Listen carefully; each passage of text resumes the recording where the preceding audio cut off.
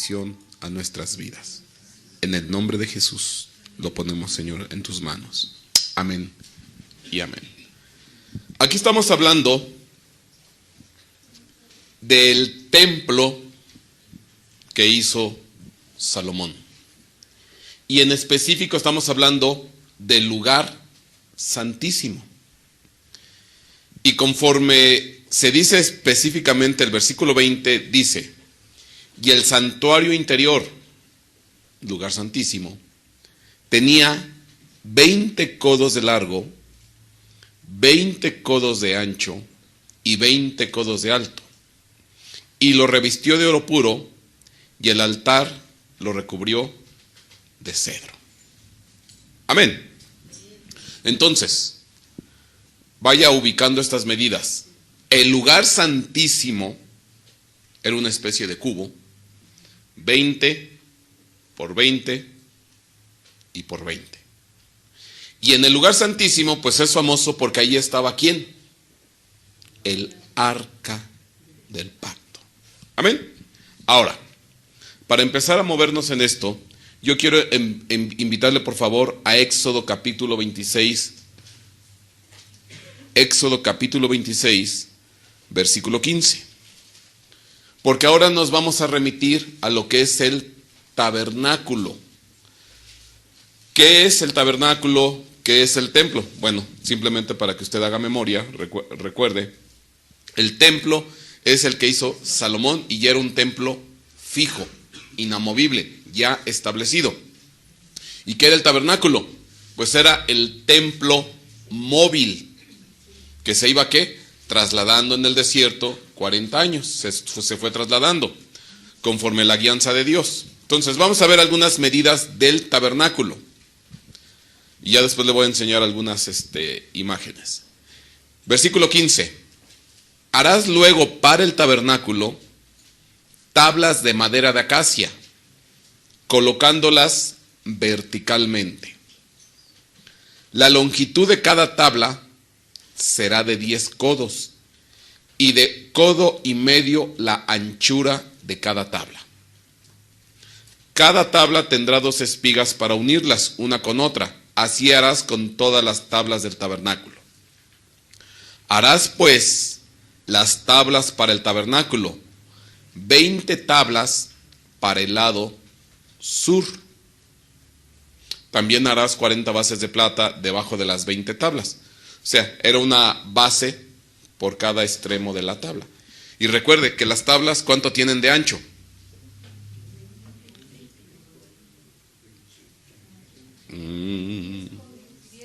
Ancho, no alto. Codo y medio. Ajá. O sea, ubique las medidas, es bien importante. La longitud de cada tabla será ¿qué? 10 codos, van en altura. Pero el ancho son ¿qué? Codo y medio. Entonces, ponían las tablas así. Ahorita va a ver unas imágenes. Dice, también harás 40 bases de plata debajo de las 20 tablas. 2 basas debajo de una tabla para sus 2 espigas y 2 basas debajo de la otra tabla para sus 2 espigas. Y para el segundo lado del tabernáculo, el lado norte, harás ¿qué? 20 tablas. Gracias. Y para el segundo lado del tabernáculo harás ¿qué? 20 tablas. Entonces, vamos a tomar medidas. El lado sur, vamos a decir que este es el lado sur. ¿Cuántas tablas? 20. 1, 2, 3, hasta llegar a 20. El lado norte, 20 tablas. Entonces, esto forma una pared. Y esto forma otra pared. Pregunta bien difícil. ¿De qué largo es la pared? Si el ancho es de codo y medio por tabla y son 20 tablas. 30 codos. 30 codos. Son 20 por 1.5 son 30 codos. Haga de cuenta, así como estamos en este templo. Así, en este espacio. Lado norte, lado sur. Entonces, esta pared, desde ahí hasta el fondo, ¿cuánto mide? 30 codos. Y esta pared, pues como es lo mismo, mide 30 codos. Este es lo que mide ¿qué? El tabernáculo. Convendría que viéramos una imagen para que usted se pueda ayudar visualmente. Y vamos a ver la imagen, la 01. Ahorita que Efraín lo está manejando. Vamos a ver la imagen 01. Ajá. ¿Ya salió? Ok. Bueno, es lo mismo, es la 00. Mejor la que sigue. Porque en esta que está, usted va a ver. Anda, esa mira. Ahí se ve muy clarito. Ahí se ve muy clarito. Este es lo que es propiamente ¿qué? El tabernáculo. Ajá. Y usted se da cuenta ahí, en esta imagen, pues la división clásica, lo que es lugar santo, lugar santísimo. Pero el largo completo, de hecho, usted alcanza a ver aquí unas, ¿cómo se llama? Tablas verticales. El largo completo son ¿qué? 30 codos. El largo completo son 30 codos. Porque en un extremo van 20, del otro lado van 20. Que por cierto, en honor a la verdad, este dibujo está mal hecho. ¿Por qué? Porque las tablas iban ¿qué? Pegadas. Dice que llevaban ¿qué? Espigas. Y aquí en el dibujo se ve que están ¿qué? Separadas. Está mal. Bueno, vale hacer la aclaración porque si no... Pero bueno, para ejemplo de visualizar esto conviene. Entonces, ¿cuánto mide el lugar santísimo del templo? Se lo dije al principio, leímos el versículo. 20 codos. 20 codos largo, 20 codos ancho, 20 codos alto. El lugar santísimo del templo. Ahora, aquí con esto yo le estoy dando a usted las dimensiones de el largo total de ¿quién? Del tabernáculo. ¿Cuánto mide el largo total? 30 codos. Lo que no se nos dice, ¿cuánto mide el lugar santo y el lugar santísimo en el tabernáculo? O sea, usted alcanza a ver aquí una cortina. ¿Usted la ve? Esa cortina se conoce como ¿qué? El famoso velo. Lo que es lo que divide ¿qué? Lugar santo del lugar santísimo. Pero no se menciona en dónde está. ¿A la mitad? ¿A la tercera parte? ¿A la cuarta parte? No se dice. Entonces uno lo tiene que deducir, porque esto es bien interesante. Entonces, nomás ubique las medidas, por favor. El tabernáculo mide de largo 30 codos. El lugar santísimo del templo mide ¿cuánto? 20 codos. Pero estoy hablando nada más de lugar santísimo. Ok. ¿Qué quiero yo decir con esto? Vamos a ver ahora, segundo libro de Crónicas, capítulo 5, versículo 9. En esta parte me estoy yendo lento, porque aquí viene la base de todo. Porque me encontré con algo, pues, bastante sorprendente. Vamos a hablar de vamos a hablar del Arca del Pacto. Segundo libro de Crónicas, capítulo 5, vamos a leer desde el versículo 7.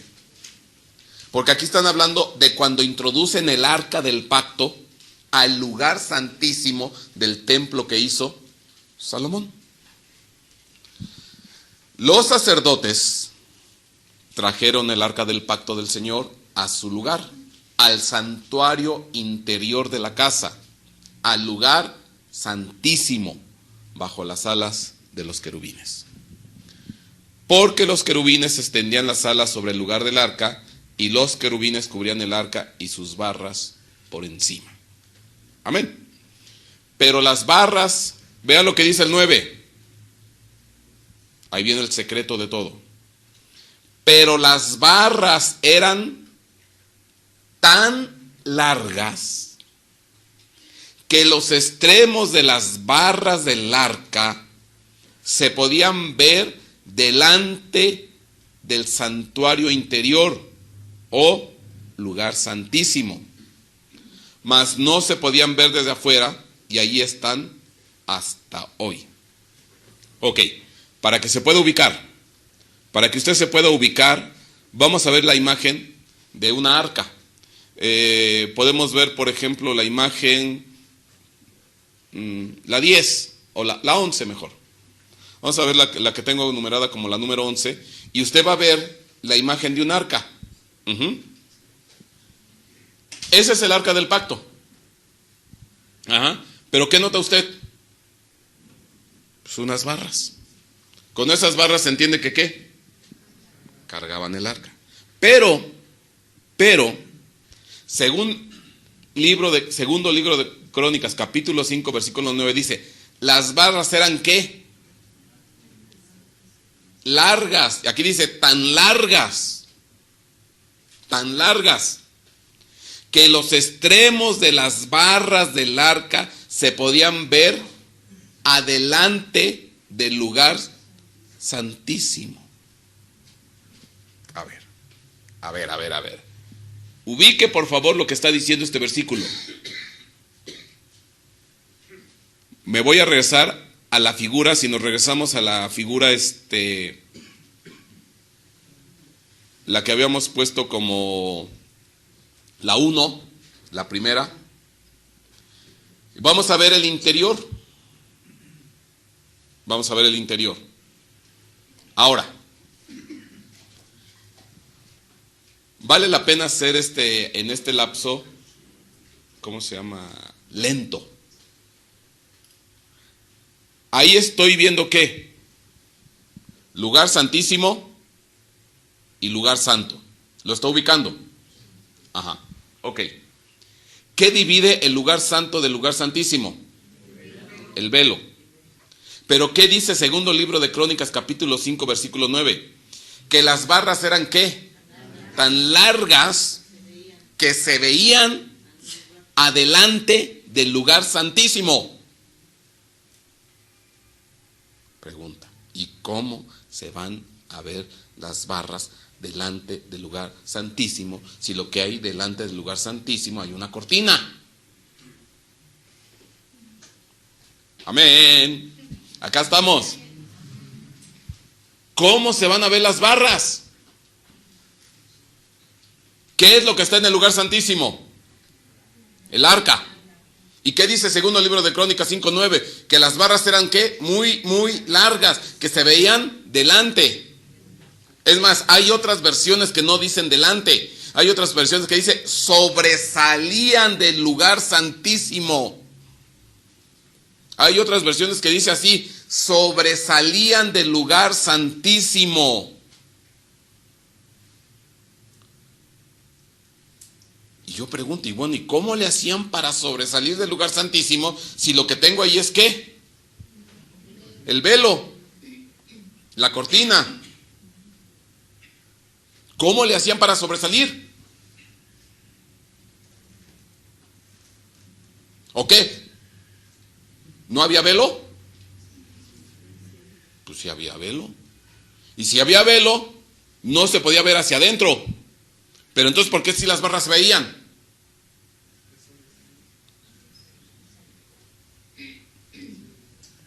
Se me queda usted bien así como dice, pastor, ¿qué quiere decir? Se lo voy a poner en un ejemplo. Présteme una pluma. Gracias. Lugar santísimo. Lugar santo. Aquí está el arca. Y dice la escritura que las barras eran muy largas, que sobresalían ¿qué? El lugar santísimo, y entonces se veían desde acá. ¿Cómo le hacían para verse?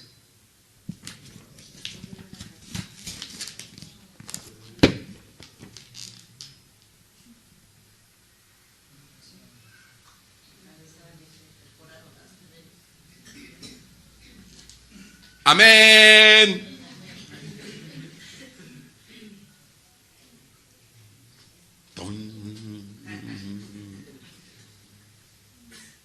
¿Cómo le hacían para verse? Si dice que sobresalían, y aquí está el velo. Y se podían ver desde acá. Ahora, usted me dirá, entonces a lo mejor si hubiera estado esto así, pues no se ve. Y ni diría que se verían delante, ni diría que sobresalía. Pero si está así. O la otra es que ni siquiera había velo. Y eso no es cierto.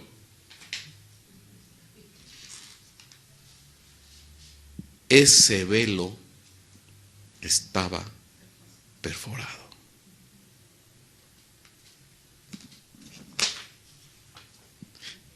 Aunque se me quede viendo feo, es lo que está diciendo el versículo. ¿Qué? Yo cuando vi esto dije, fue un shock para mí. Porque normalmente nosotros pensamos, pues que toda el arca estaba contenida aquí. Pero el versículo es muy claro y consulté varias versiones. Lo bueno de hoy tener ¿cómo se llama? Biblia a través de la computadora. Consulté cerca de 40 versiones. Versiones en inglés, versiones en español, todo. Y me encontré con muchas que decían, sobresalían del lugar santísimo. Sobresalían del lugar santísimo. Entonces, la única manera de sobresalir del lugar santísimo, ¿cuál es? Perforar el velo. Amén. Ahora, ¿qué quiere decir esto? Esto tiene una trascendencia. Porque, ya entendí físicamente que ese velo estaba ¿qué? Perforado. Ahora, ¿qué significa espiritualmente? Y esto es lo que se va a poner bueno. Mi hermano, si después de esto usted no pega de gritos ni o se pone a chillar, yo no sé. Es que esto es algo trascendental, lo que implica. Ahora, pregunta bien difícil. Pregunta bien difícil. ¿Qué largo tenían las barras?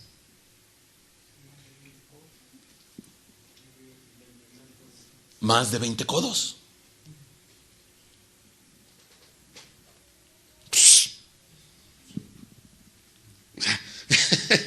Mi hermano lo dijo, ¿así? Pues sí.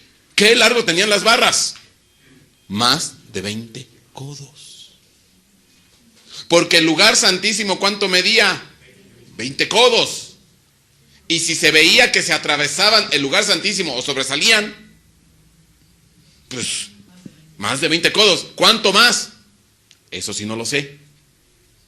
Bueno, tengo una sospecha. Tengo una ligera sospecha, a reserva de que después hay que desglosarlo. Y mi sospecha es, aunque no lo voy a poder desglosar ahorita, esas varas medían 21 codos. Ahora, para podernos entender, vamos a ver por favor las imágenes. Vamos a ver las imágenes 12 y 13. Amén.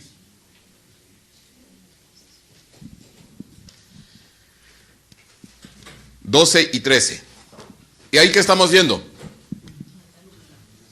El lugar santísimo. Ahí lo ve claro. Este es el lugar santísimo ¿de quién? Del templo.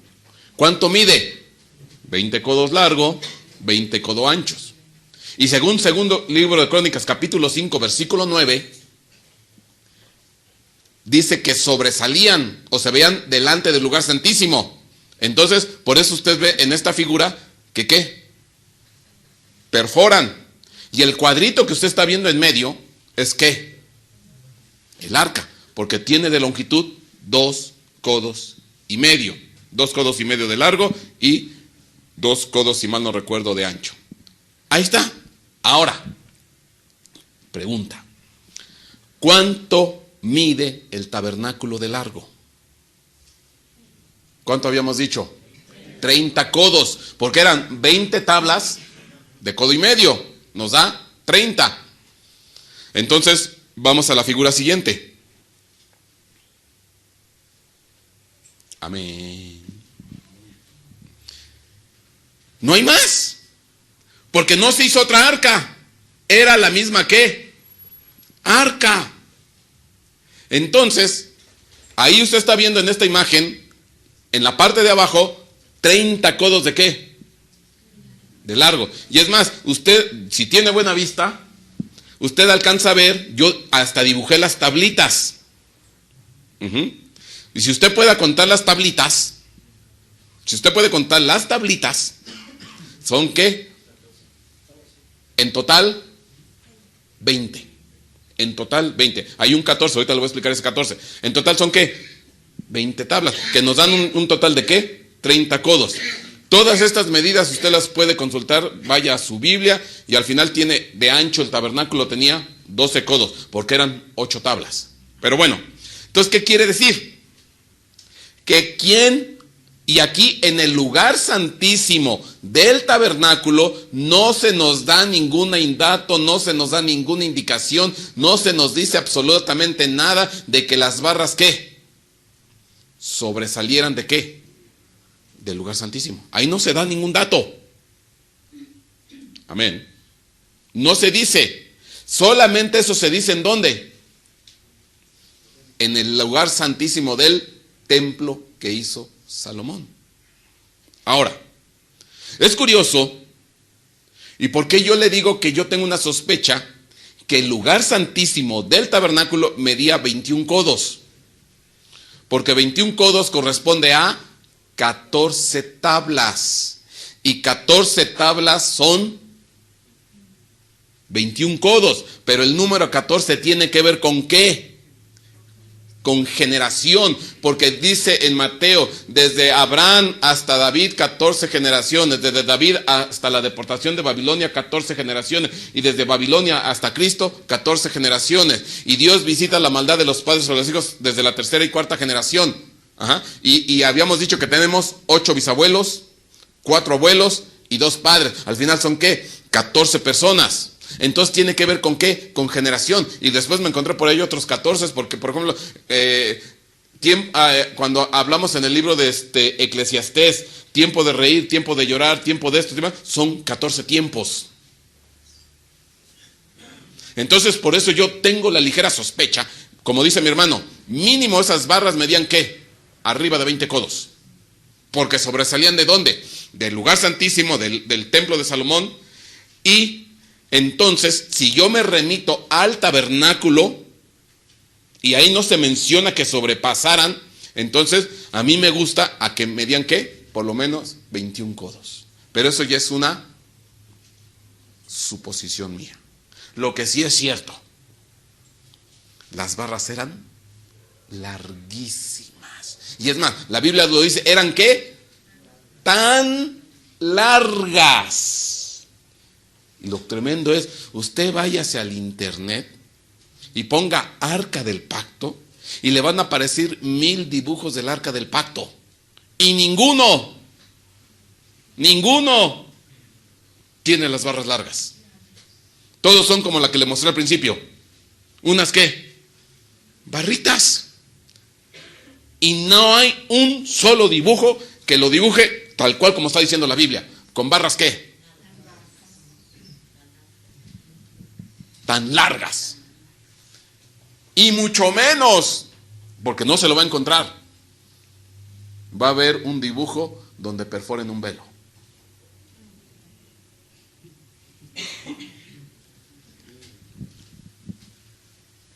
¿Y lo dice o no lo dice? Bueno, ahí están los hechos. ¿Qué quiere decir esto? ¿Qué implica? ¿Qué significa? Porque obviamente, si ya le estoy hablando de un velo perforado, Esto debe ser algo trascendental, debe ser algo impresionante, algo impactante. Debe tener un simbolismo, un significado muy especial. Amén. Bueno, para yo poderle dar a entender esto, vamos a vernos a un hecho en la Biblia. Vamos a ver segundo libro de Samuel, capítulo 6. Segundo libro de Samuel, capítulo 6, versículo 1. Amén.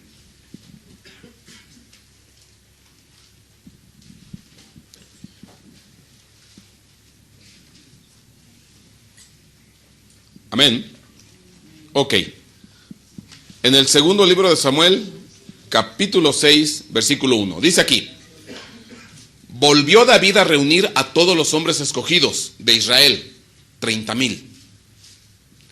Y David se levantó y fue con todo el pueblo que estaba con él a Baala de Judá para hacer subir desde allí el arca de Dios, la cual es llamada por el nombre del Señor de los ejércitos que está sobre los querubines. Pregunta: ¿qué nombre tenía el arca?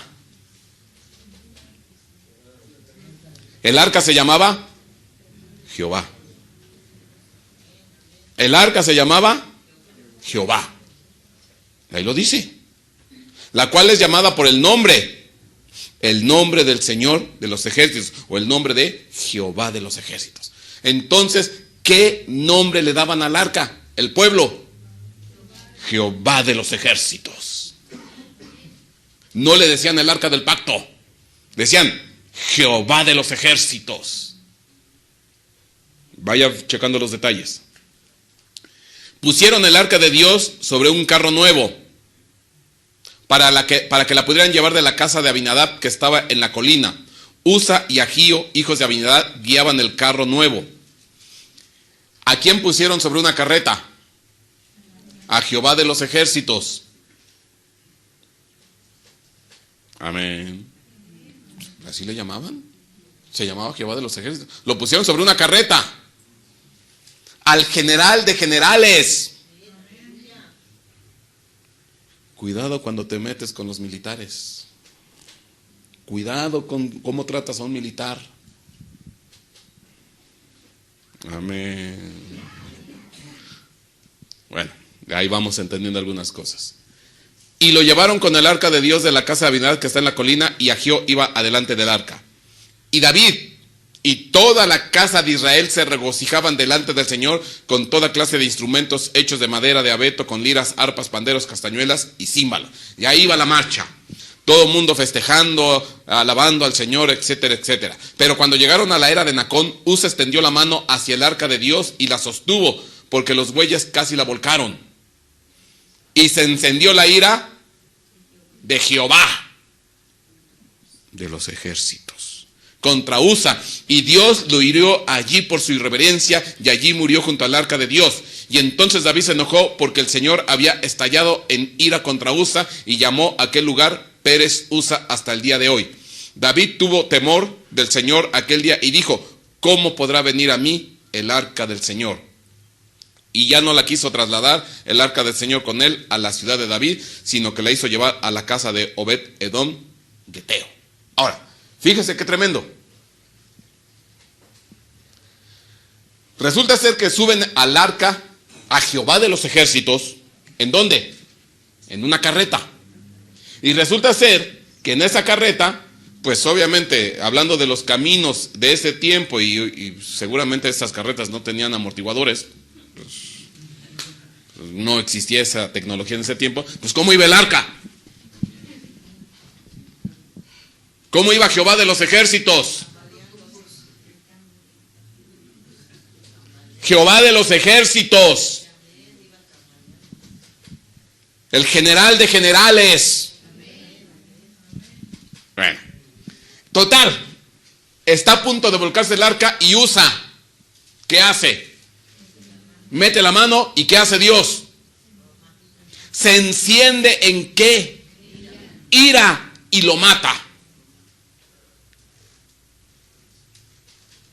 Yo hago una pregunta: ¿y si no hubiera metido la mano? ¿Y si no hubiera metido la mano? Se nos cae Jehová de los ejércitos. ¿Qué hubiera sido mejor? ¿Que la metiera o no la metiera?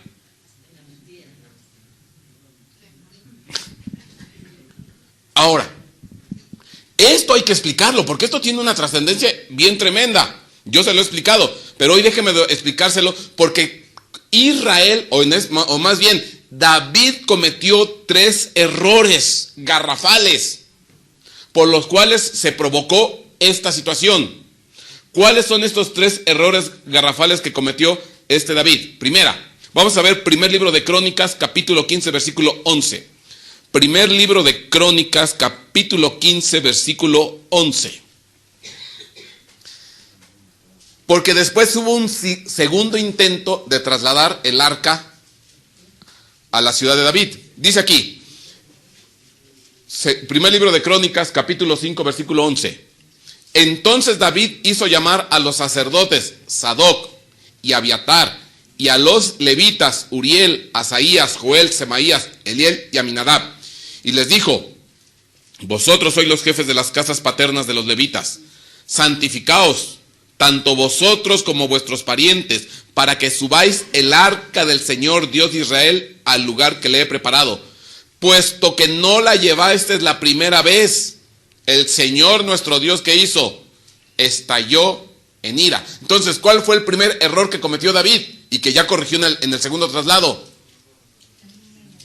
¿Quiénes iban adelante? ¿Quiénes iban manejando esa arca? Pues, ¿no estaban glorificando a Jehová de los ejércitos? Y entonces, ¿quién eran los dirigentes de esa marcha? Generales, guerreros. Y no pusieron ¿a quiénes? A los sacerdotes, a los levitas. Entonces, el primer error, ¿cuál fue? No poner a los sacerdotes. ¿Y poner a quiénes? A unos militares al manejo del arca. Amén. Ok. Primer error. Segundo, Éxodo 25:10. Éxodo capítulo 25, versículo 10. Harás también un arca de madera de acacia. Su longitud será de 2 codos y medio, y su anchura de 1 codo y medio, y su altura de 1 codo y medio. Estamos dando medidas del arca. La revestirás de oro puro por dentro y por fuera. La revestirás y harás una moldura de oro alrededor de ella. Además fundirás para ello 4 argollas de oro y las pondrás en las 4 esquinas. 2 argollas a un lado de ella y 2 argollas al otro lado. También harás varas de madera de acacia y las revestirás de oro. Y meterás las varas por las argollas a los lados del arca para llevar el arca con ellas. Amén. Entonces, ¿para qué eran las barras? ¿Y en qué la cargaron? En bueyes, en carreta, jalada por bueyes. Entonces, segundo error, no cargaron el arca. Transportaron el arca en una carreta jalada por bueyes. Amén. Entonces, ¿qué quiero decir? Se comete una segunda transgresión. La primera fue el que no poner a sacerdotes. Y la segunda, no cargarla. Pero hay una tercera transgresión. Y que para mí esa tercera transgresión fue la más terrible de todas. Es más, yo creo que si hubieran cometido la primera y la segunda, yo creo que Dios se las pasa. Pero la tercera fue terrible. Cometieron un error terrible. Versículo 15. Las varas permanecerán en las argollas del arca, no serán quitadas de ella. Las varas permanecerán en el arca, en las argollas del arca, no serán quitadas de ella. ¿Qué quiere decir? Que las barras nunca tenían que ser ¿qué? Quitadas. No tenían que ser quitadas. Ahora, yo le hago una pregunta. Si pusieron el arca en una carreta jalada por bueyes, ¿usted cree que dejaron el arca? Digo, ¿usted cree que dejaron las barras? No, porque aparte era inoperativo. ¿Por qué? Demasiado ¿qué? Largas. Entonces no servía el tener que, el haberlas dejado, sino que ellos ¿qué hicieron? las quitaron. Y para mí, este fue el error más garrafal de todos. Quitar las varas. Y usted dice, ¿por qué? Bueno, para que usted me pueda entender, yo le tengo que explicar qué significa esto. Primero,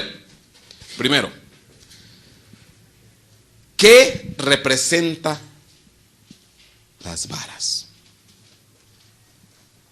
La palabra vara, la que se utiliza aquí, es la Strong 905.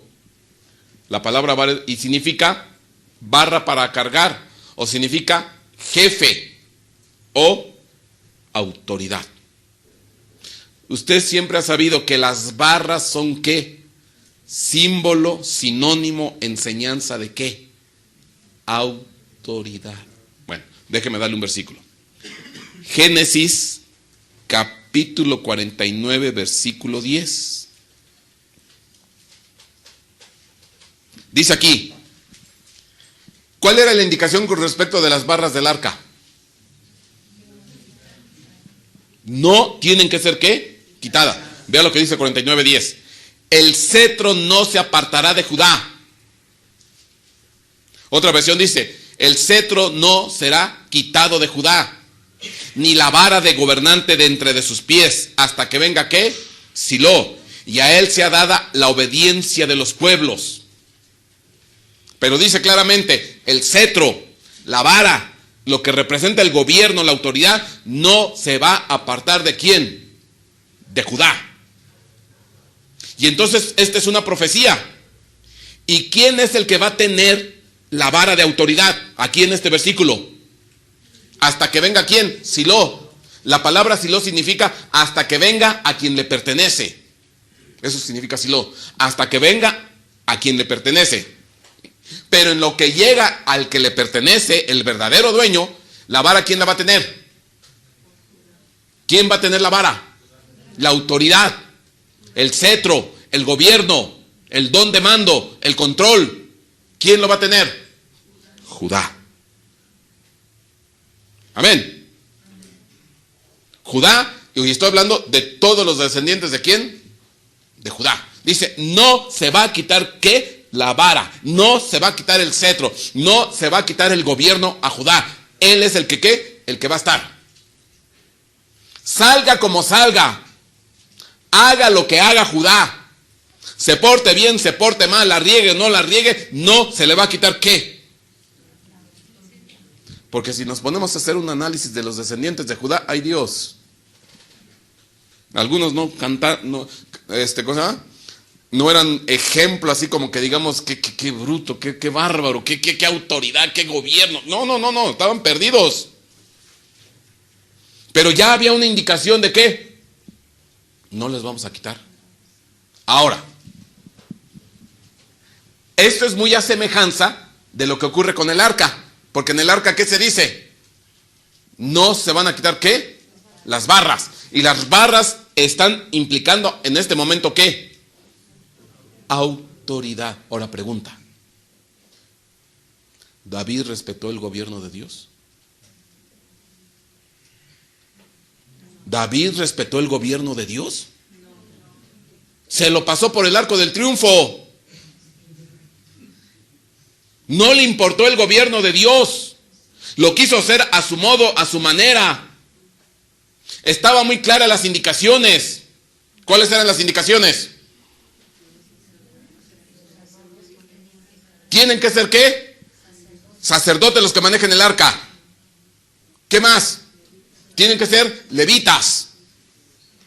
Y entonces el quitar la vara, ¿qué representa? ¿Sabes qué? Que eso que tú dices, pues yo no sé por qué lo dices. Yo lo voy a hacer a mi modo y a mi manera. Entonces, ¿qué es lo que quitó? La autoridad. No respetó ¿qué? El gobierno de Dios. No respetó la autoridad. No respetó el mandato. No fue obediente. Amén. Pero bueno, aquí hay otra cosa bien interesante. ¿Sabe usted qué significa Judá? Alabanza, adoración. Pregunta, ¿quién es el que verdaderamente tiene? Porque usted entiende quién es Silo. Es una representación de quién. De Jesucristo. Él es el verdadero ¿qué? Dueño y Señor. Él es la verdadera autoridad. Dice Jesucristo, toda autoridad me ha sido ¿qué? Dada. Entonces, pero en tanto se concede esa autoridad, hay uno que está ejerciendo temporalmente ¿qué? Esa autoridad, que es ¿quién? Judá. Ahora, ¿quién es Judá? Los que alaban, los que adoran. Entonces yo, pregunta, ¿no supuestamente quién era el dulce cantor de Israel? Pues no es cierto.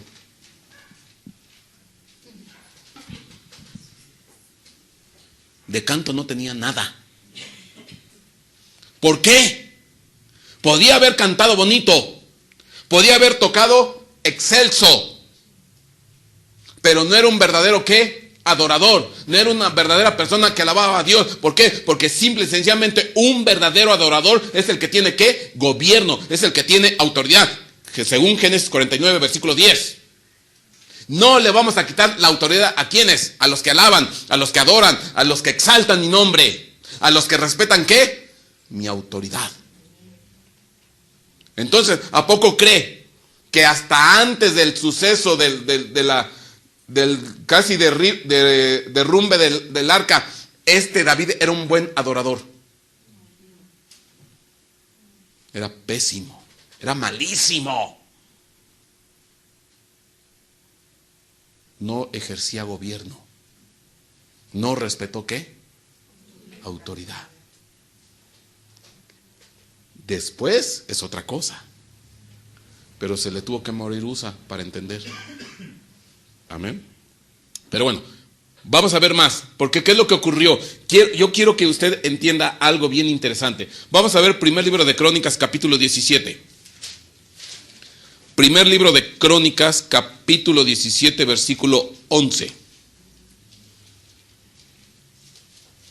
Vea lo que dice aquí. Y sucederá que cuando se cumplan tus días para que vayas a estar con tus padres. Aquí le está hablando Dios a David por medio de un profeta. Y sucederá que cuando se cumplan tus días para que vayas a estar con tus padres, levantaré a uno de tus descendientes después de ti, que será de tus hijos, y estableceré ¿qué? Su reino. Aquí le está profetizando Dios y le está dando una promesa ¿a quién? A David, de que alguien de sus descendientes, uno de sus hijos, iba a ser ¿qué? El próximo soberano, el que iba a continuar el reino. Todavía ni siquiera era vislumbrado en el horizonte, pero ya estaba ¿qué? La promesa. Dice, y él me va a edificar ¿qué? Una casa. Y yo estableceré su trono para siempre. ¿Quién es ese él? Salomón. Salomón. Porque ¿quién levantó la casa? El templo. Salomón. Él me edificará una casa y yo estableceré su trono para siempre. Yo seré padre para él y él será hijo para mí. Y no quitaré de él mi misericordia como la quité de aquel que estaba antes de ti. ¿Y quién es el que estaba antes de David? Saúl. Y aquí todavía ni siquiera aparece Salomón y ya Dios está diciendo, no voy a quitar mi misericordia. Y él es el que va ¿qué? A gobernar. Él es el que va a reinar. Él es el que va a dirigir. Él es el que se va a subir al trono. No voy a quitar mi misericordia. Y eso es un pacto que hago contigo. Ahora pregunta. ¿Y Salomón se caracterizó por ser un excelente hijo de Dios? ¿Se caracterizó por estar consagrado a Dios? Al principio tal vez, pero después se torció y se torció feo. Se torció pero tremendo. 300 reinas y 700 concubinas. Y ese no era el problema, sino dice la Biblia que se apegó con amor a los ídolos de ¿quién?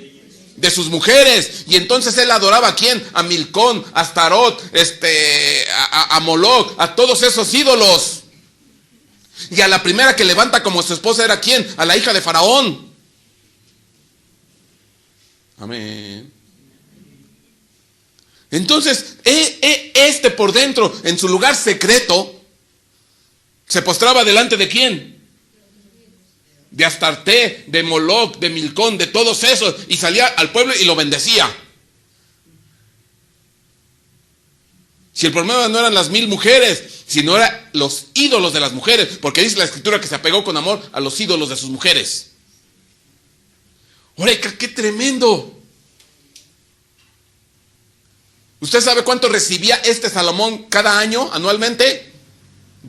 En oro, 666 talentos de oro.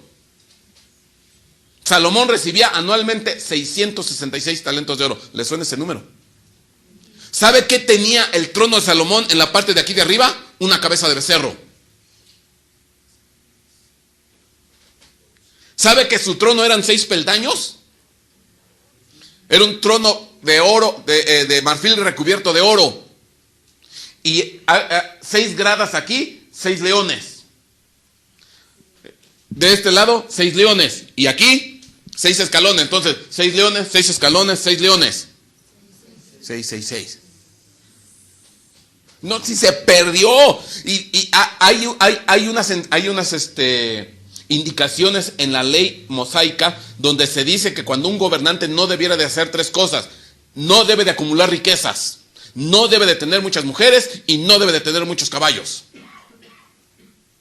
Si mal no me recuerdo, está en Deuteronomio. Ahí hay una ley mosaica. Dice, si alguien va a gobernar, dice, no debe de tener muchas mujeres, no debe de acumular riquezas y no debe de tener muchos caballos. Y las 3 cosas las hizo Salomón.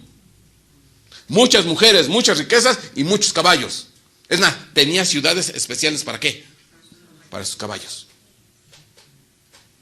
Entonces este estaba, al final se perdió. Y por eso es que la vida final de Salomón es un tipo de ¿quién? Del anticristo. Pero oiga, qué tremendo. Dios le dice a David antes de que siquiera Salomón apareciera: no voy a quitar de él ¿qué?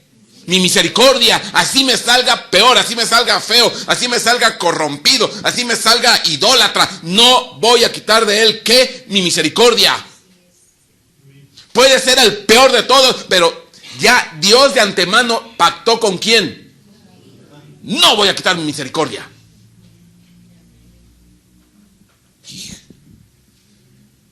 Oiga, no voy a quitar mi misericordia. Y el hijito que le salió a David, perdóneme, habrá sido sabio y lo que usted quiera, pero se torció. Y se torció feo. Pero ya estaba ¿qué? Cubierto. Ya estaba guardado. Ya tenía cobertura. ¿De qué? De misericordia. Ya desde antes que siquiera apareciera, ya estaba ¿qué? Envuelto en ¿qué? En misericordia. Amén. Y eso que fue el peor de todos. Amén. Entonces, ¿por qué cree que el peor error desde mi punto de vista de David fue haber quitado las varas? Porque representa que apartó de él la misericordia. Quitó de él la misericordia. ¿Y cómo? ¿Por qué le digo que quitó la misericordia? Vamos a ver, por favor, para que usted se dé cuenta. Vamos a ver 2 de Samuel 5:6. Segundo libro de Samuel, capítulo 5, versículo 6. Porque resulta ser que tiempo después, dice aquí, el rey y tiempo anterior. Vamos a ver, veo lo que pasó antes del traslado del arca. Dije mal, antes del traslado del arca. Dice, el rey y sus hombres, en este caso David, fueron a Jerusalén contra los jebuseos, los habitantes de la tierra, y estos dijeron a David, no entrarás aquí, aún los ciegos y los cojos te rechazarán, pues pensaban, David no puede entrar aquí. No obstante, David conquistó la fortaleza de Sión, es decir, la ciudad de David, y dijo David aquel día, todo el que quiera ir a los jebuseos, que suba por el túnel del agua y llegue a los cojos y a los ciegos, a los cuales el alma de David, ¿qué dice? Los aborrece. Por eso se dice, ni los ciegos ni los cojos entrarán ¿en dónde? ¿Sabe qué era ese túnel? Era el túnel, algunos dicen que era el túnel de Siloé, donde estaban ¿qué? La gente de escasos recursos, estaban los indigentes, los enfermos, los desahuciados, la gente despreciada de la ciudad. Dice, pues suban por el túnel. ¿Y qué dice? Hieran, lastimen, ¿a quiénes? A los ciegos y a los cojos. Oiga. ¿Y quién es el que fue en contra de ciegos y cojos? El ejército más temible de ese tiempo. Dígame qué gloria, qué honra tiene ir a lastimar o a matar ciegos y cojos, que no pueden correr, que no pueden ver, que no pueden defenderse. Y destruyeron. Y es más, hay otro pasaje alterno donde dice, y al que lo haga, lo voy a hacer jefe. Oiga, qué tremendo. Y posteriormente de eso, decide ¿qué? Trasladar el arca. Traslada el arca, ¿y qué es lo que salen diciendo? ¿Cómo le llaman al arca? Jehová de los ejércitos. Entonces ellos estaban muy orgullosos ¿de qué? De su condición ¿qué? Guerrera. Pues sí, matando ciegos y cojos. ¿Eso trae gloria? Y entonces, no, menospreciaron ¿a quiénes? A los levitas, a los sacerdotes. No cargaron el arca sobre los hombros. Y las varas que no tenían que ser quitadas, porque dicen, ¿qué es lo que le dijo Dios a David con respecto de Salomón? No, el que va a gobernar después de ti, la vara que sigue después de ti, el siguiente legislador después de ti, el que va a ser la autoridad, el siguiente cetro, de él no voy a apartar ¿qué? Mi misericordia. Entonces, ¿qué representan esas varas? La bendita misericordia de Dios. Por eso dice, esas varas tienen que estar ahí siempre, porque representan ¿qué? Mi misericordia. Para todo aquel que respeta y que se ciñe ¿a qué? A mi autoridad. Y quitaron las varas.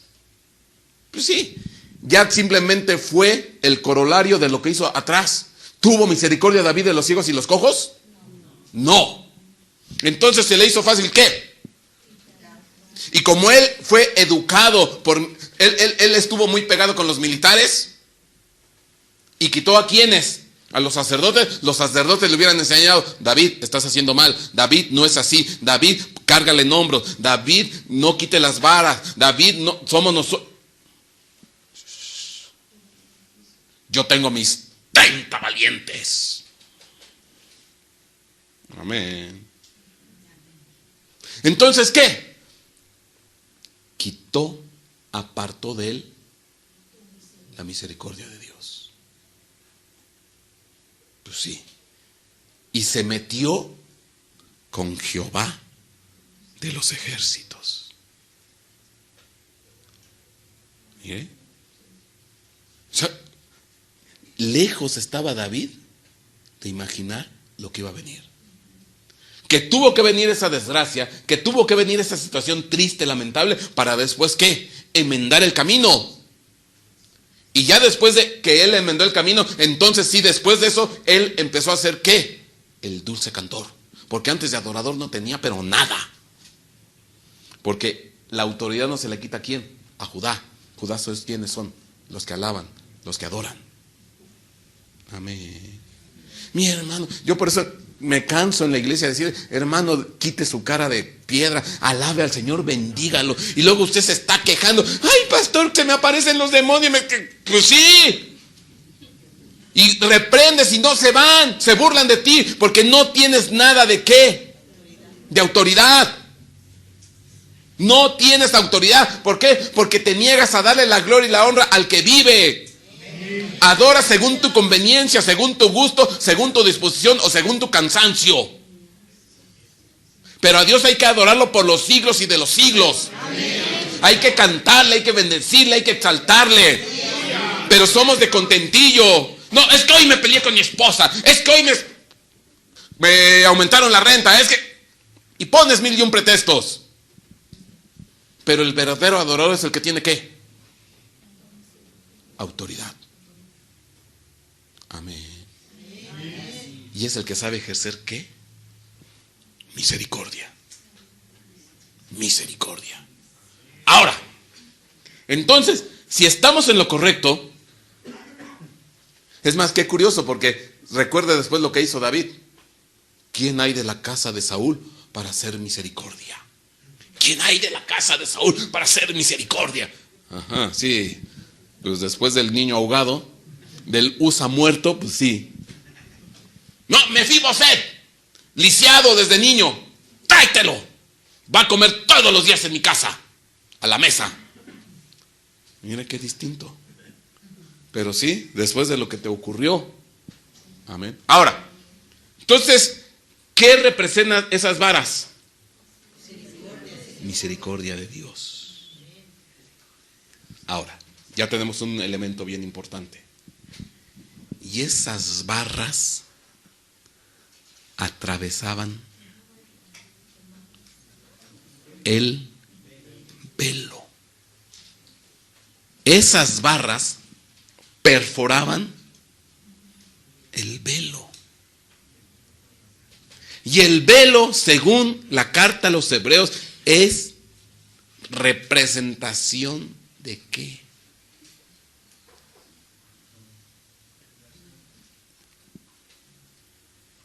Lo voy a regresar a parvulitos. El velo es representación ¿de qué?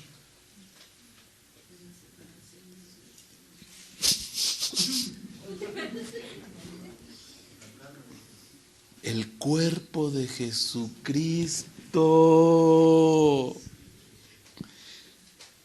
El cuerpo de Jesucristo. Cuando dice la Biblia, y el velo fue rasgado, y el velo es símbolo de ¿quién? De su cuerpo. Así dice la carta a los hebreos, y dice textual, literal, ese cuerpo, ese velo representa ¿qué? El cuerpo de nuestro Señor Jesucristo. Y entonces, qué impresionante, porque el velo en el templo que hizo Salomón, al cual se le dijo que Dios no iba a quitar ¿qué? Su misericordia. ¿A quién le dijo? ¿De quién le dijo Dios a David de que no iba a quitar su misericordia? De Salomón. ¿Y quién fue el que construyó el templo? Salomón. Yo me imagino que fue su único acto de lucidez, inspirado por el cielo.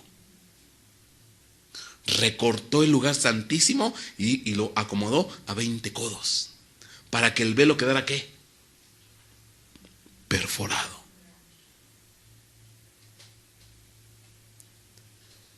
¿Sabe que nuestro Señor Jesucristo fue perforado por 2 barras?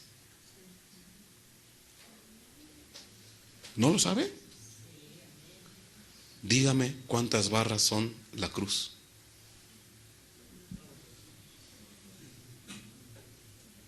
2. Pastor, pero es que no están paralelas. Ay, mi hermano, no te fijes en...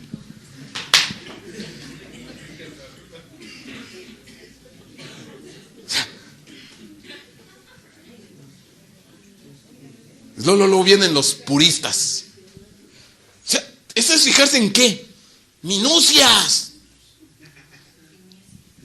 ¿Usted sabe qué representa la cruz? Ay, pastor. El que no, ¿cómo dice? El que quiera ser mi discípulo, niéguese a sí mismo, tome su cruz cada día y sígame. Y no falta el hermano que, ay, pastor, yo llevo cargando la cruz desde hace muchos años. Si viera cuánto sufro, ya no aguanta a mi esposo, ya no aguanta a mis hijos, ya no... Yo vengo cargando la cruz, yo vengo llevando los clavos. Mi hermano, hay gente que piensa así. Y yo soy discípulo de Cristo porque yo he sufrido el oprobio del evangelio, el vituperio de Cristo. Cállate. Te voy a decir lo que es la cruz. Madero vertical. Amarás a Dios sobre todas las cosas. Y madero horizontal. Y a tu prójimo como a ti mismo. Cargarla, dice, porque tienes que cargar la cruz todos los días. ¿Y cuál es la cruz que tenemos que cargar? El sufrimiento y el martirio. Si dice la Escritura que Cristo murió por nosotros y Él padeció por nosotros, para nosotros hacernos libres, para nosotros bendecirnos, para nosotros consolarnos, para nosotros restaurarnos, y nosotros seguimos dándonos de chayotazos y latigazos Él ya padeció por nosotros. Ahora la cruz que te corresponde es ¿qué? Amar a Dios sobre todas las cosas y a tu prójimo como a ti mismo. Y con eso cumples ¿qué? La ley y los profetas. Amén. ¿No dice así? Entonces, ¿por qué no carga la cruz?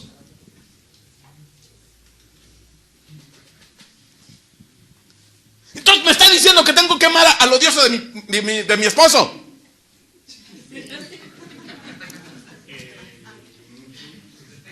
Eso está queriendo decir. Que tenga oídos para oír, destápeselos y oiga.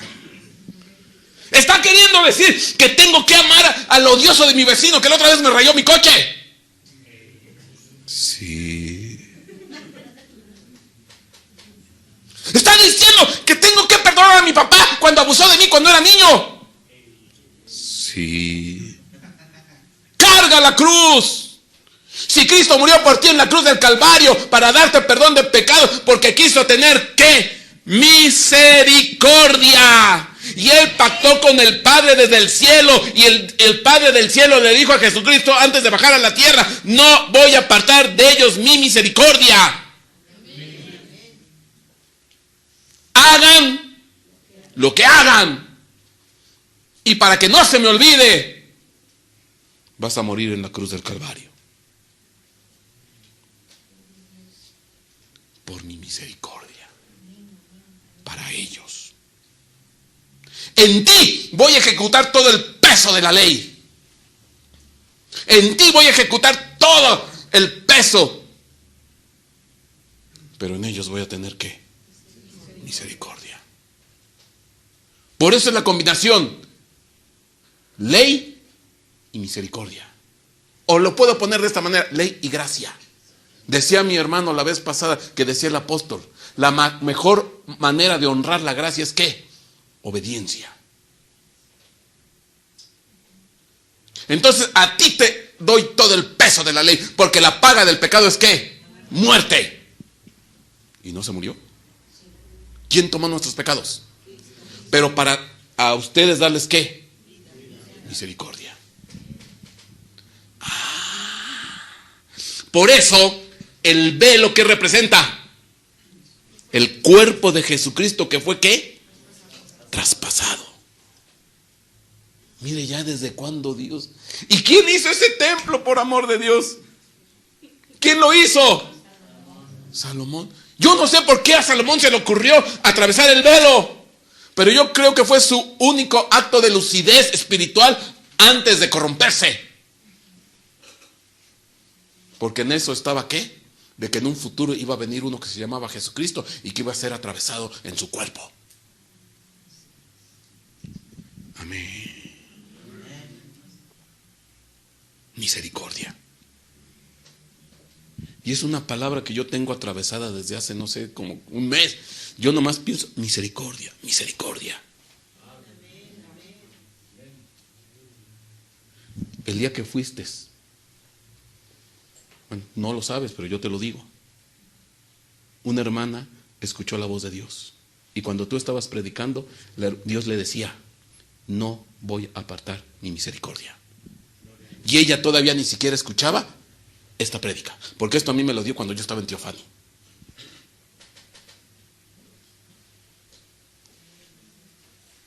Porque si yo hago un balance de los de allá,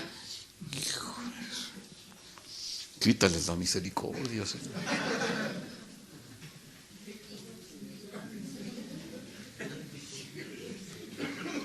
¡Ay, caramba! Y yo Dios dijo: no voy a quitar mi misericordia. Mi hermano, cuando yo oigo eso, que no va a quitar la misericordia, lo único que me queda es alabarlo, bendecirlo, adorarlo, cantarle, gritarle, exaltarle, decirle, eres bueno, porque para siempre es tu misericordia. Glorificada Jehová, porque Él es bueno, porque para siempre es su misericordia.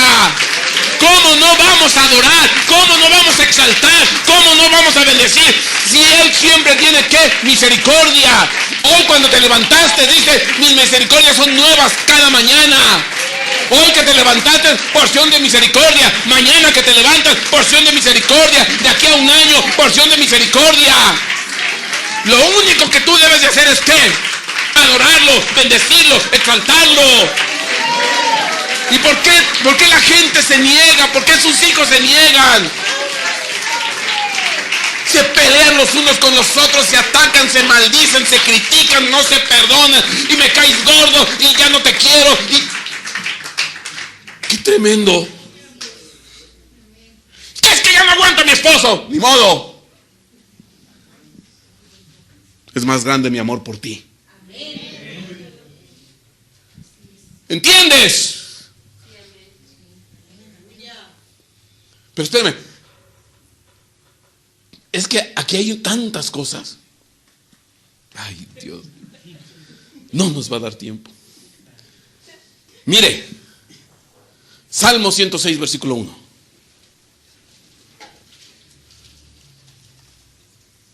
No, Salmo 103, versículo 8. Porque le voy a decir otro secreto.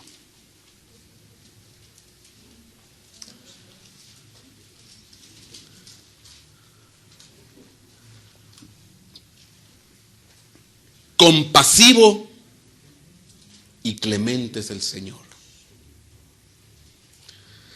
lento para la ira, grande en misericordia. ¿Cómo eran las barras? ¿Cómo eran las barras? ¿Qué ocupaba la mayor parte del lugar santísimo? El arca, chiquitita. ¿Y las barras? Porque ese es un lugar santísimo ¿de qué? De misericordia. Amén. Pero mire, compasivo y clemente es el Señor, lento para la ira y grande en misericordia. No contenderá con nosotros para siempre, ni para siempre guardará su enojo. No nos ha tratado según nuestros pecados. Uy, mi hermano, ¿quieres ser tratado de acuerdo a lo que has hecho? Tú dime. ¿Quieres ser tratado? Quita las barras. Porque eso fue lo que pasó con David. Cuando David quitó las barras, fue tratado de acuerdo a su humanidad, sin cobertura, sin misericordia. Amén. No nos has tratado según nuestros pecados, ni nos has pagado conforme a nuestras iniquidades. Porque como están altos los cielos sobre la tierra, así es de grande su misericordia para los que le temen. Amén. Versículo 12. Como está de lejos el oriente del occidente, así alejó de nosotros nuestras transgresiones. Uy, mi hermano, y esta es la segunda prédica. Así como está de lejos el oriente del occidente, así alejó de nosotros nuestras transgresiones. Yo no entendía. Yo dije, ¿qué es esto? Suena bonito, pero no lo entiendo. Bueno, ahí le va. Oriente, occidente. ¿Y están qué? Lejos, lejos el uno del otro. Dice, así él alejó ¿qué? Entonces, el trayecto del oriente al occidente es un trayecto entonces ¿de qué? De misericordia. ¿Sí? Pues sí. Así como alejó, dice, así alejé ¿qué? Tus transgresiones. Entonces quiere decir que que el trayecto de oriente a occidente entonces es un trayecto de... Entonces con esto ya tenemos vía para entender esto. Mateo capítulo 24. Y prepárese, porque hoy vengo con ganas de ministrar. Yo no creo que usted se vaya a quedar. No, mi hermano. Bueno, espere. Porque así como el relámpago, ¿qué dice? Sale del oriente y resplandece hasta el occidente, así será la venida del Hijo del Hombre. Y donde está el cadáver, allí se juntarán los buitres, que por cierto es una mala traducción. La traducción correcta, ahí se juntarán las águilas. Pero bueno, ya después explicaremos eso. Porque así como el relámpago sale de oriente y resplandece hasta el occidente, así será la venida del Hijo del Hombre. Y según el Salmo 103, la trayectoria de oriente a occidente es una trayectoria ¿de qué? Misericordia. Y entonces el relámpago que sale de oriente a occidente es una trayectoria ¿de qué? Misericordia. Y dice que resplandece. Entonces quiere decir que va atravesando ¿qué? Tiniebla. Entonces es una trayectoria, es un recorrido ¿de qué? De misericordia. ¿Desde cuándo Dios ha tenido misericordia? Desde siempre. Desde siempre. Pero sale el rayo, el relámpago. Ahí viene corriendo a través de las décadas, viene corriendo a través de los tiempos, viene corriendo a través de las situaciones. Pero tarde que temprano va a llegar ¿a dónde? A su punto final. Le hago una pregunta. ¿A usted le gustaría que le cayera un rayo?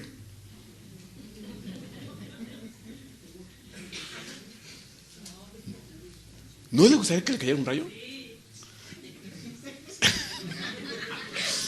Yo siempre les pregunto con chamble, ¿verdad? Nomás se me quedan, ¿qué va a decir? ¿Qué va a decir? Mire, no le recomiendo que le caiga un rayo. Definitivamente no se lo recomiendo. Porque usted va a quedar todo, ¿qué? Chamuscado. O sea, no, honestamente no se lo recomiendo. ¿Qué quiere decir? Es muy bonito ver un relámpago de lejos. Pero estar abajo y que le pegue a uno el rayo, no. ¿Qué quiere decir? Que mientras viene el relámpago, en su trayectoria, ¿es una trayectoria de qué? Pero tarde que temprano, al final, tiene que ejecutar su juicio. Por eso dice, ahí donde están ¿qué? Los cadáveres.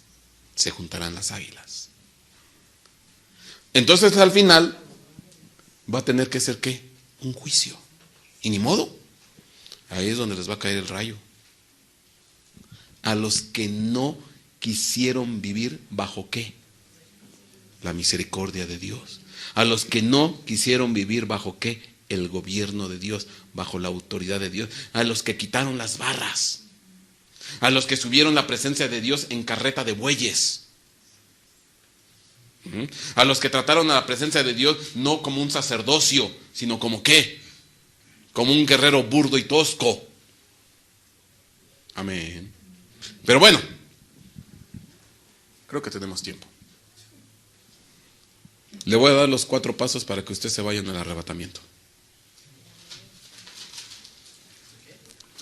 Los 4 pasos para que usted se vaya en el arrebatamiento. Si usted los cumple, ya estuvo, ya la hizo. ¿Los quiere conocer? ¿Seguro? Bueno, vamos a ver unas imágenes, porque después de esto tenemos que orar. Vamos a ver la imagen, la 00A. Perdóname el código secreto, pero si no, no me va a entender. 00A. Y es una imagen del campamento.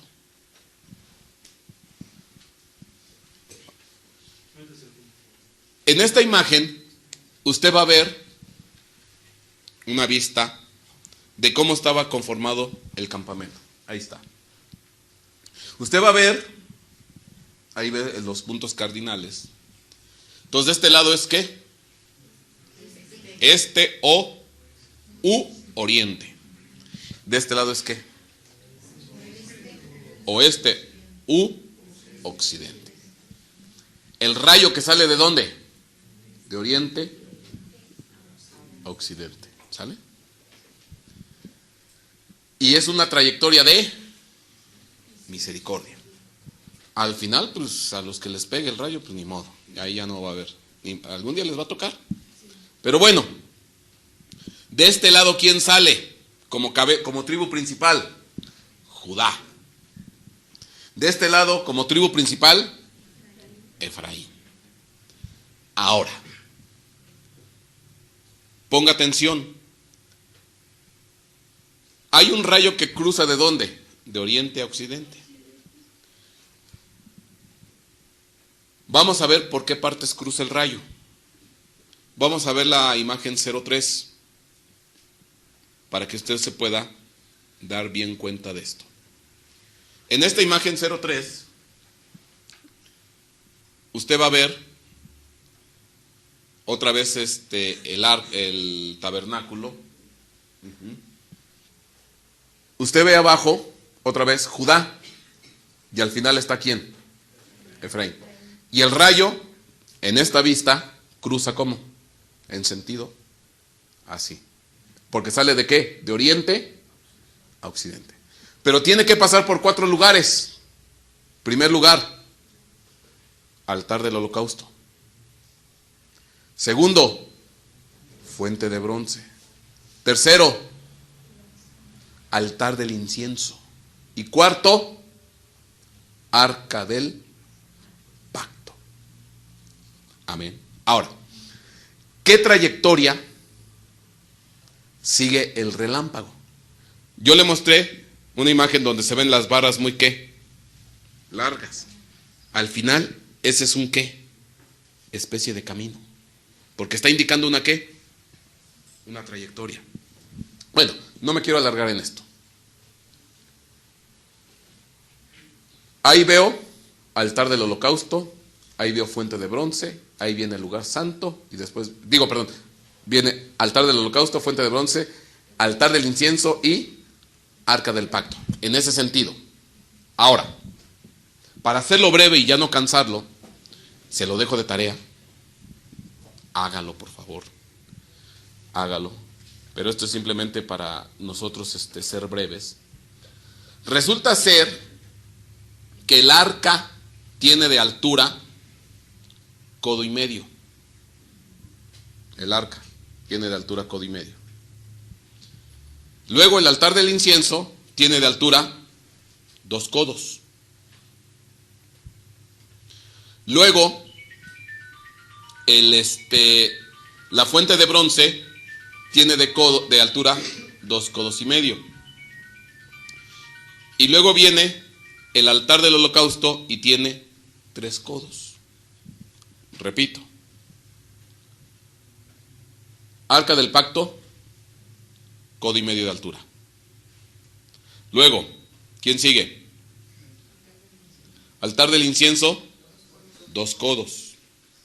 ¿Quién sigue? 2 codos y medio. Y altar del holocausto, 3 codos. Así va. ¿Cómo viene? Descendiendo. Dice la Escritura que el que se humilla, yo se lo voy a poner de esta manera. El que se humilla será ¿qué? Levantado. Es lo mismo. El que se humilla será levantado. Y entonces, ¿cuáles son los 4 procesos de esa humillación? Debes de pasar por altar del holocausto. Te continúas fuente de bronce. Te continúas altar del incienso y terminas con el arca del pacto. Ahí está el proceso de humillación. Para que seas ¿qué? Levantado. Ya está. ¿Te quieres ir en el arrebatamiento? Sigue la receta. No se te olvide. Altar del holocausto, fuente de bronce, altar del incienso y arca del pacto. Pastor, pero explícamelo con manzanitas. Te lo voy a explicar con manzanitas. ¿Qué hacían en el altar del holocausto? Quemaban la carne. Quemaban la carne. Los animales que eran, los mataban, los partían y los ponían ¿a qué? A quemarse en el altar del holocausto. Entonces, primer paso para que seas entres en un proceso de humillación, para que seas ¿qué? Levantado. Tienes que vivir ¿qué? El altar del holocausto. Tienes que quemar ¿qué? Tu carne. Pastor, ¿cuál carne? Manifiestas son las obras de la carne. Evidentes son las obras de la carne. Se notan, pero luego. ¿Cuáles? Odios, envidias, borracheras, orgías, fornicaciones, pleitos, contiendas, inmundicias, disensiones, Gálatas. Son evidentes. Tienes que dejar que Dios queme ¿qué? Tu carne. Y ese es el primer paso. Segundo, fuente de bronce. ¿Qué hacían en la fuente de bronce? Se lavaban los sacerdotes. ¿Con qué? Con agua. ¿Qué es el agua en la Biblia? La palabra. Mi hermano, ¿cuántas veces lees tú tu Biblia? ¿Una vez al año? No, mi hermano, no seas tan cochinito. ¿Te bañas diario? Si te bañas diario debes de leer tu palabra. Yo me acuerdo que hace un mes andaba ahí por Gálatas. Y ahorita pues ya no sé, porque ya me regresé a Génesis, ya se me olvidó. Debes de leer ¿qué? Pero no debes de ser oidor, qué bueno es oír. Debes de ser ¿qué? Hacedor de la palabra. Santiago. Ya está, segundo paso. ¿Cómo vas? ¿Te vas en el rapto? ¿Ya quemaste la carne? Sí, pastor, se me quemó el bistec que estaba haciendo el domingo.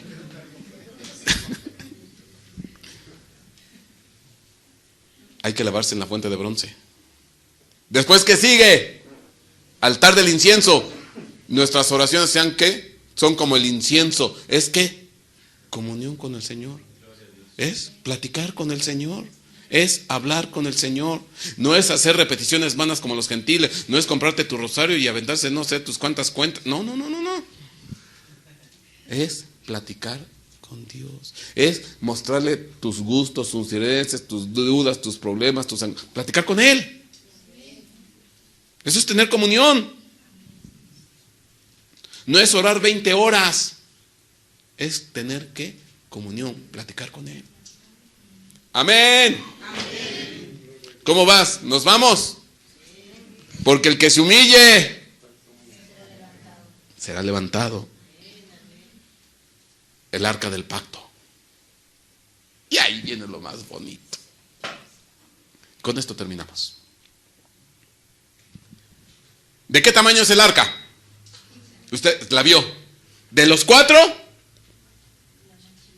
la más chiquita.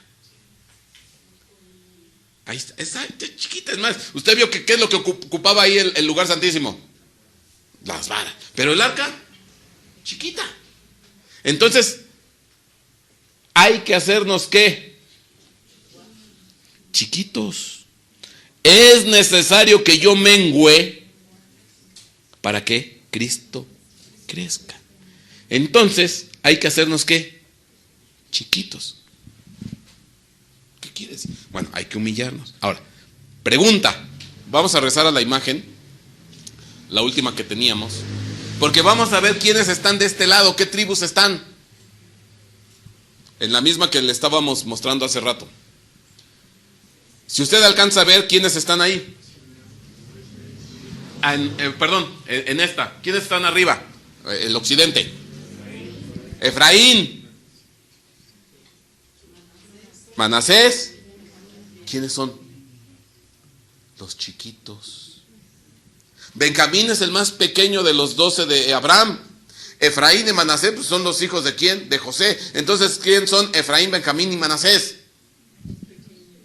Los chiquitos. De tales es el reino de los cielos. Los chiquitos. Y así viene. Bajando, bajando, bajando, bajando. Te tienes que hacer ¿qué? Pequeñito. ¿Y qué es lo que está al final? Está el arca del pacto. ¿Sabe qué me dijo Dios? Mi iglesia tiene que pactar conmigo. Pero yo quiero pactos pequeños. ¿Para qué me vienes a decir que te vas a comprometer conmigo a orar 4 horas en la madrugada si te vas a quedar roncando? ¿Para qué me vienes a decir que te vas a salir a evangelizar y vas a ganar 100 almas para Cristo si ni el perro se te va a acercar? ¿Para qué me vienes a prometer no sé cuántas cosas si no las vas a hacer?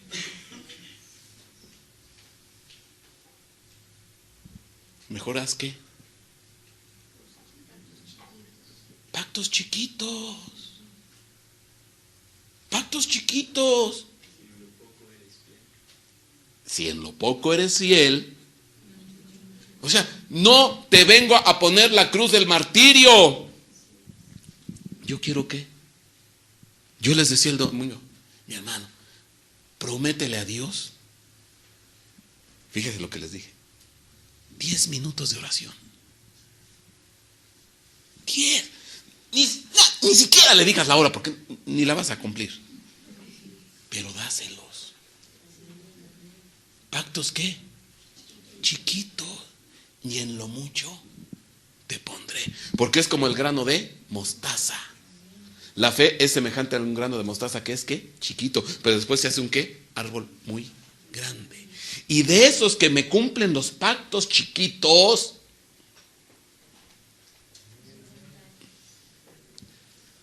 ¿qué te quiero decir? Tengo que quemar la carne. Híjole, estoy lleno de odio, de mentira, de rencor, de avaricia. Calma. No te quieras acabar el mundo de un solo trancazo. Haz un ¿qué? Un pacto chiquito. Hoy me comprometo contigo que no le voy a sacar la lengua a mi esposa.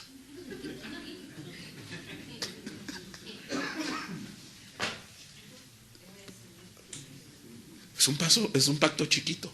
Mañana no lo sé, pero hoy no. ¿Y qué tengo que ¿Cuál fuente? La fuente de bronce. Señor, yo me comprometo una semana. Estoy dando ejemplos burdos, pero es para que me entiendan. Voy a leer un capítulo diario. No, Señor, un versículo. Dame chance, un versículo. Está bien. Pero el chiste es que lo que lo hagas. ¿Para qué me presumes que te vas a leer la Biblia de Génesis a Apocalipsis y ni siquiera la tapa la lees? Porque te la sabes de memoria. Santa Biblia.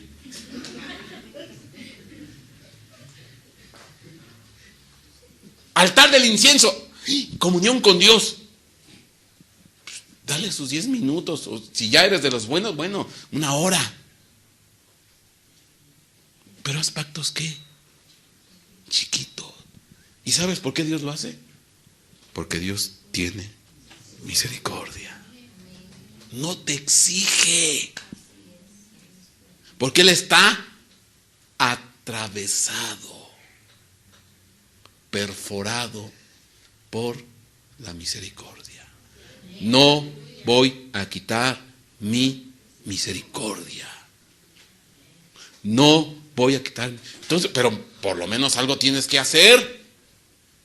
Haz cosas que chiquitas. Entonces no está tan fácil. Digo, no está tan difícil. No. Dios es bueno. Lento para la ira y grande en misericordia. Hoy sí me comprometo. Le voy a planchar la camisa a mi hijo. O el hijo, hoy sí le voy a barrer su zaguán. Tanto que me está pidiendo mi papá que le ponga el cuadro y no le... Hoy sí se lo voy a... ¿Haz qué? Porque yo tengo que misericordia. Y en lo mucho te pondré. ¿Sabe qué hizo Eliseo para sanar un lago?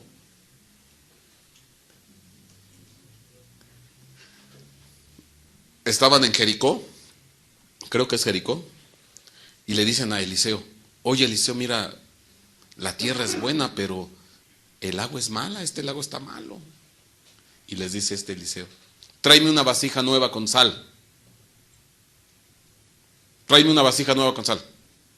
Entonces le trajeron una vasijita y la derramó en el lago. Y inmediatamente el agua de ese lago quedó sana. Ahora, si somos honestos, yo me paro frente a un lago y yo echo una vasija con sal, ¿a poco el otro que está del otro lado de la orilla, al probarle, así le vas a ver salada el agua? No, es nada, una vasijita con sal. ¿Comparada con un qué? Claro que si se lo pone a su agua de limón de todos los días. Pero comparado con el agua, ¿es qué? Nada. Y con esto se sanó el lago. Dice Colosenses: sea tu palabra sazonada con sal, para saber responder y contestar como conviene. ¿Qué te importa? Soy yo feo. Sí, dime, ¿en qué te puedo servir? Ah, ¿y ahora qué comió? ¿Oh, está de buenas? Amén.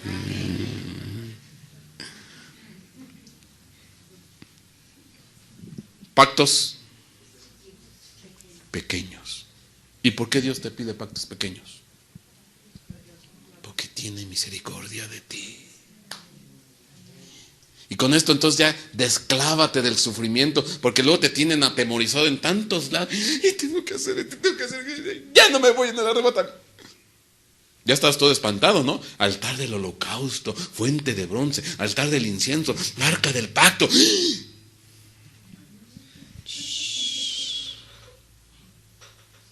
Chiquitos.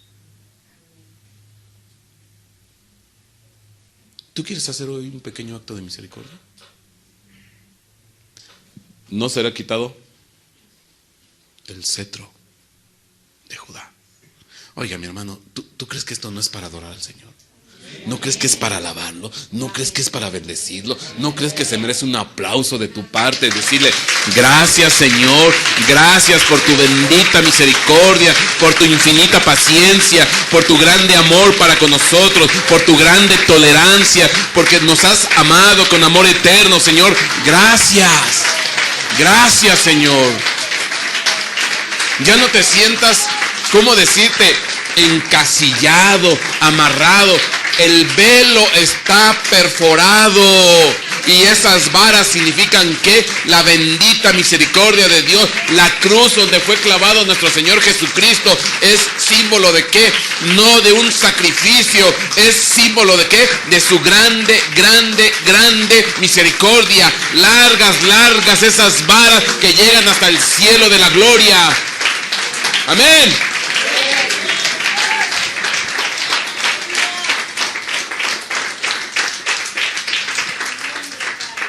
¿Te puedes poner de pie?